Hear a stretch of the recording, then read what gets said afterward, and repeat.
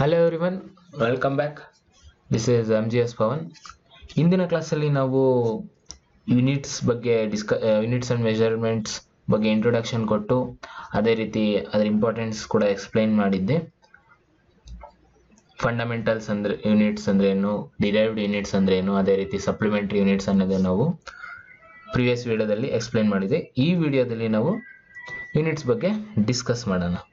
Unit ಅಂದ್ರೆ ಏನು? A measure of any physical quantity is expressed in terms of internationally accepted certain basic reference standard units called as unit. Unit ಅನ್ನೋದೇನಂದ್ರೆ ಒಂದು physical quantity, ಅದು ನಾವು internationally accepted ಅಂದ್ರೆ ನೀವು ಒಂದು ಪ್ಲೇಸ್ ಇಂದ ಇನ್ನೊಂದು ಪ್ಲೇಸ್ ಹೋದ್ರೂ ಕೂಡ ಅದು ಯೂನಿಟ್ ಅನ್ನೋದು ಚೇಂಜ್ ಆಗಲ್ಲ. ಸಪೋಸ್ ನೀವು ಇಂಡಿಯಾದಾಗಿದ್ದು ಬೇರೆ ಅಬ್ರೋಡ್ ಫಾರಿನ್ ಕಂಟ್ರೀಸ್ ಹೋದಾಗ ನಿಮಗೆ ಆ ಯೂನಿಟ್ಸು ಕಾನ್ಸ್ಟೆಂಟ್ ಆಗಿರುತ್ತೆ, ಅದು ರೆಫರೆನ್ಸ್ ಸ್ಟ್ಯಾಂಡರ್ಡ್ ಆಗಿರುತ್ತೆ. ಸೊ ಅದು ಇನ್ವೇರಿಯಬಲ್.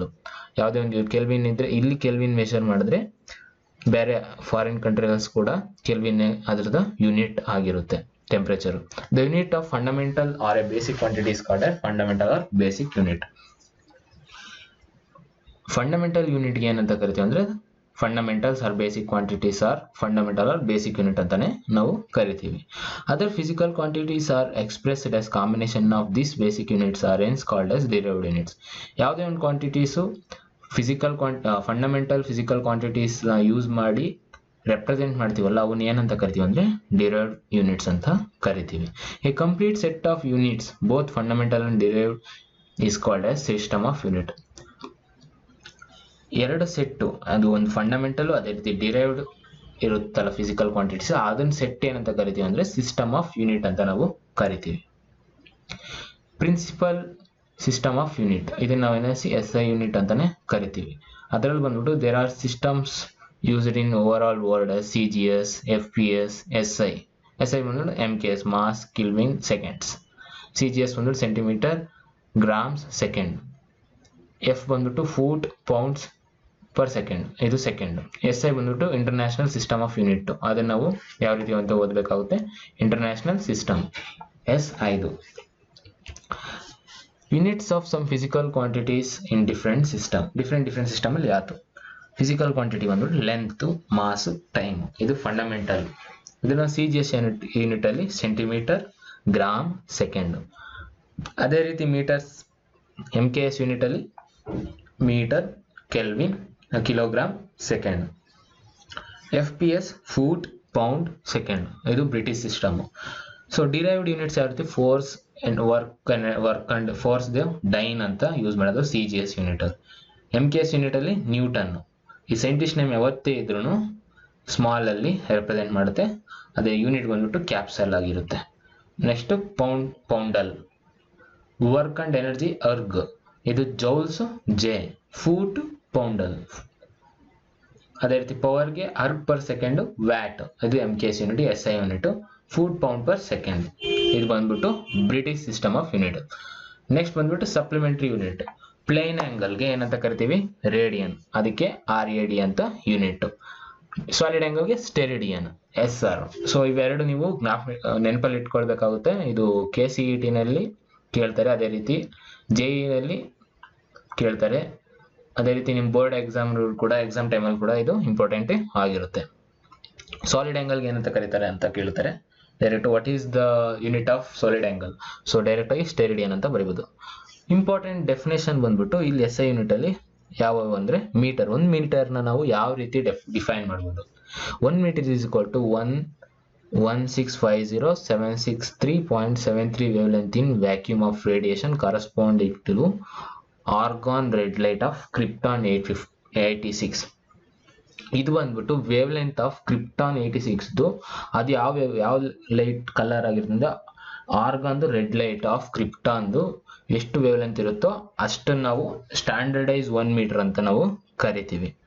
ನೆಕ್ಸ್ಟ್ ಒಂದು ಸೆಕೆಂಡ್ ಯಾವ ರೀತಿ ರಿಪ್ರೆಸೆಂಟ್ ಮಾಡೋದು, 1 second is equal to 919263,70 times the period of particular from caesium atom. ಇದು ಸೀಸಿಯಂ ಆಟಮ್ ಎಷ್ಟು ರೆವಲ್ಯೂಷನ್ ಇರುತ್ತೆ ಎಲೆಕ್ಟ್ರಾನ್ದು, ಅದರದ್ದು ಸೆಕೆಂಡ್ದು, ಇದು standardise second. Kilogram, 1 kilogram is equal to mass of 1 liter volume of water at 4 degree centigrade. ಇದು 1 kg ಯಾವ ರೀತಿ 1 ಲೀಟರ್ದು ವಾಲ್ಯೂಮ್ ಇರುತ್ತಲ್ಲ ವಾಟರ್ದು, ಅದು ಎಷ್ಟು ಡಿಗ್ರಿ ಸೆಂಟಿಗ್ರೇಡ್ 4 ಡಿಗ್ರಿ ಸೆಂಟಿಗ್ರೇಡ್ ಇರೋದು ಮಾಸ್ನ ಏನಂತ ಕರಿತೀವಿ ಅಂದರೆ 1 kg ಅಂತ ಕರಿತೀವಿ. Amperes, it is A current which flows through two infinitely long straight conducting of negligible cross section placed at a distance 1 meter in a vacuum produce a force of 2 into 10 power minus Newton per meter between them. ಯಾವುದೇ ಒಂದು wire place ಮಾಡಿದಾಗ 2 infinite long wire consider ಮಾಡಿದಾಗ ಅದರಲ್ಲಿ current pass ಆಗ್ತಿರುತ್ತಲ್ಲ ಅದ್ರ distance ಎಷ್ಟು 2 long straight conducting negligible cross section ಅಲ್ಲಿ negligible ಆಗುತ್ತೆ. Place at a distance 1 metres distance ಅಲ್ಲಿ ಪ್ಲೇಸ್ ಮಾಡಿದಾಗ, ಅದು ಎಲ್ಲಿ ಪ್ಲೇಸ್ ಮಾಡಿದೀವಿ ವ್ಯಾಕ್ಯೂಮ್ ಅಲ್ಲಿ ಪ್ಲೇಸ್ ಮಾಡಿದಾಗ ಅದ್ರ ಮಧ್ಯೆ ಫೋರ್ಸ್ ಎಕ್ಸ್ಪೀರಿಯನ್ಸ್ ಆಗುತ್ತಲ್ಲ 2 into 10 power ಬಿಟ್ವೀನ್ ದೆಮ್. ಈ ಫೋರ್ಸ್ ಎಷ್ಟೇ ಇರುತ್ತೆ ಅನ್ನೋದ್ರ ನಾವು ಆಂಪಿಯರ್ ಅಲ್ಲಿ ಡಿಫೈನ್ ಮಾಡ್ತೀವಿ. Kelvin, 1 Kelvin is equal to 1/273.16 part of the thermodynamic temperature of triple point of A water. Triple point of A water ಅಂದ್ರೆ ದ ಪಾಯಿಂಟ್ ವೇರ್ ಒಂದು point ಅಲ್ಲಿ both solid, liquid, gaseous state exist ಆಗಿರ್ತಾರೆ, ಅದನ್ನ triple point of water ಅಂತ ಕರಿತೀವಿ. ಅಲ್ಲಿ define ಆಗಿರೋ temperature ಅಂತಂದ್ರೆ 1 Kelvin ಅಂತ ಕರಿತೀವಿ. Mole, it is amount of substance of the system which contain as many elementary particle, atom, molecule, ions as there are atom of 12 gram of carbon 12 isotope.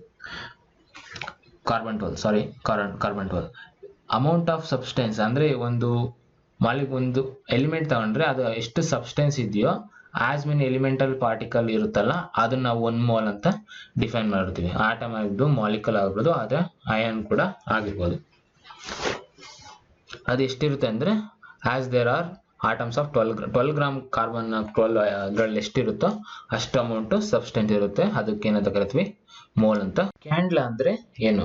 It is A luminous intensity perpendicular direction of the surface 1/60,000 meter square of a block body at the temperature of freezing point under a pressure of 1.01 into 13 into 10 power 5 Newton meter square. ಇದನ್ನ ಯಾವ ರೀತಿ define ಮಾಡ್ತೀವಿ ಅಂದ್ರೆ intensity ಯಾವ್ದು ಅನ್ನೋದು perpendicular ಆಗುತ್ತೆ. ಯಾವ್ದಕ್ಕೆ? Surface of a block body perpendicular ಎಷ್ಟಿರುತ್ತೆ ಅಂದ್ರೆ 1 ಸರ್ಫೇಸ್ ಎಷ್ಟು ಸರ್ಫೇಸ್ ಅಂದ್ರೆ 1/60,000 meter square ಸರ್ಫೇಸ್ಗೆ ಅದು ಟೆಂಪರೇಚರ್ ಎಷ್ಟಿರುತ್ತೆ ಅಂದ್ರೆ ಫ್ರೀಸಿಂಗ್ ಪಾಯಿಂಟ್ ಆಗಿರೋ ಟೆಂಪರೇಚರ್ ಇರುತ್ತೆ under the pressure 1 atmospheric pressure. ಅದು ಬಂದ್ಬಿಟ್ಟು 1.013 into 10 power 5 Newton per meter square. Thank you for watching. ಈ ವಿಡಿಯೋ ಇಷ್ಟ ಆಗಿದ್ರೆ ಪ್ಲೀಸ್ ಲೈಕ್ ಮಾಡಿ, ಅದೇ ರೀತಿ ನಿಮ್ಮ ಫ್ರೆಂಡ್ಸ್ ಜೊತೆಗೆ ಶೇರ್ ಮಾಡಿ, ಸಬ್ಸ್ಕ್ರೈಬ್ ಆಗೋದು ಮರಿಬೇಡಿ. Thank you for watching. Please do like and subscribe to my channel.